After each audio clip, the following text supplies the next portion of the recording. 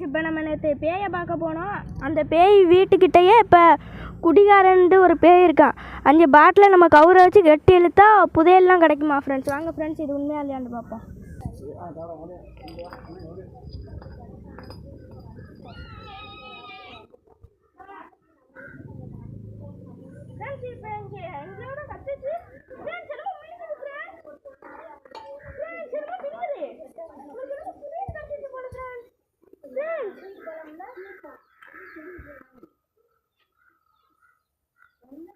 Friends, இந்த ஊர் மக்கள்லாம் சொன்னது உண்மைதான் போல ஃப்ரெண்ட்ஸ். பாருங்க ஃப்ரெண்ட்ஸ், உண்மையான வெள்ளி செயின் ஃப்ரெண்ட்ஸ்.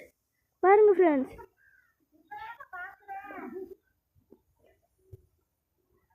இந்த மோதிரம் மட்டும் கொஞ்சம் பித்தாள மோதிரம் ஃப்ரெண்ட்ஸ். பாருங்க ஃப்ரெண்ட்ஸ், இதெல்லாம் வெள்ளத்துக்கு இந்த வீட்டில் வெள்ளம் வந்துச்சா ஃப்ரெண்ட்ஸ், அப்போ தான் ஃப்ரெண்ட்ஸ் செத்தாகலாம் இந்த குடிகாரன்ற பேய்.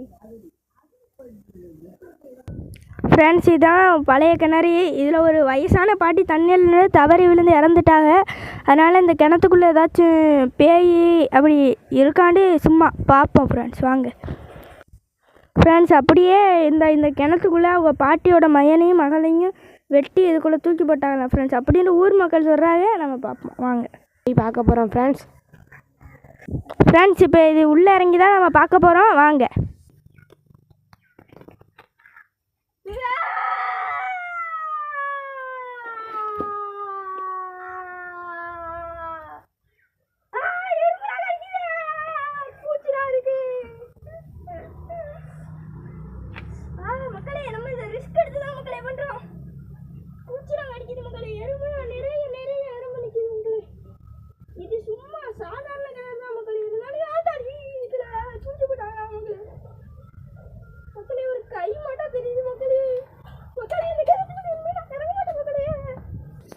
ஃப்ரெண்ட்ஸ், இந்த கிணறு சேலஞ்சு மட்டும் ஆனால் என்னால் பண்ண முடியல ஃப்ரெண்ட்ஸ். அடுத்த வீடியோவில் நான் எப்படியாவது உங்களுக்கு பண்ணி காட்டுறேன் ஃப்ரெண்ட்ஸ். புனநாத்தான் அடிக்குது ஃப்ரெண்ட்ஸ். இதுக்குள்ளே இறங்கினால எறும்பு பூச்சி புழுலாம் இருக்குது ஃப்ரெண்ட்ஸ். வாடை தாங்க முடியாமல் ஒருத்தர் வாந்தி எடுத்துக்கிட்டு இருக்காரு ஃப்ரெண்ட்ஸ்.